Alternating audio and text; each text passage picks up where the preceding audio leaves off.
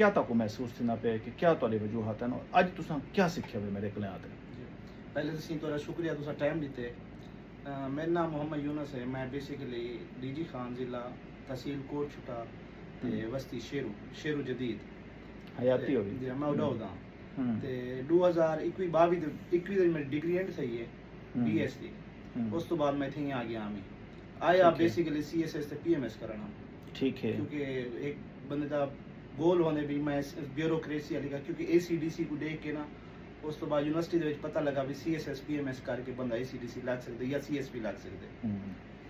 ਤੇ ਉਸ ਤੋਂ ਬਾਅਦ ਲਾਹੌਰ ਆਇਆ। ਲਾਹੌਰ ਪਹਿਲੇ ਸਾਲ ਲੇਟ ਦੇ ਵਿੱਚ ਕੋਈ ਸਮਝ ਨਾ ਆਉਂਦੀ ਕੋਈ ਨਾ ਰਸੇ ਨਾ।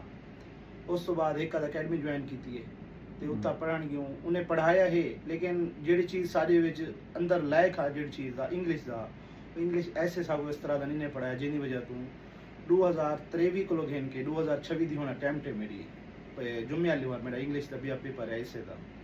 मैं तकरीबन कोई 7-8 इंग्लिश ऐसे दे पेपर दे चुका जेरे मेरे नहीं थे क्लियर।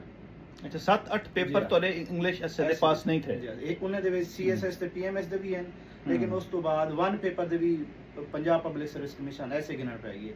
फॉर एग्जांपल जिवें एडी लोकल गवर्नमेंट थी गया एडी एलडीए थी गया एस तहसीलदार दा पेपर सी डेढ़ पेपर है जिन्हें इंग्लिश ऐसे टेस्ट उन्हें सारे ने मेरा कहानी थे ऐसे लेकिन रहे 5 तो 4 नंबर तो रहे मैंने आसे 5 नंबर 6 नंबर 2 नंबर सुनो मार्का जी हां ते लेकिन उन्हें दरमियान एक पेपर वन पेपर भी थी गए ये अपना पीपीएससी दे थ्रू ते एक कंट्रैक्ट बेस दो ते एलडीए दे विच मैं जॉब भी की थी 6 महीने हुन वो रिसेंटली अंदर खत्म थई है ते इत्था कर मैं तो थोड़ा जिहा रुकेसां तुसां अपने ख्याल समेट पाओ जी मैं जरा अपने मसाते नाल थोड़ा जिहा बिया लवाउणा चाहना इत्था कर साडे मसात ने दो चीज़ां तक दसा गए।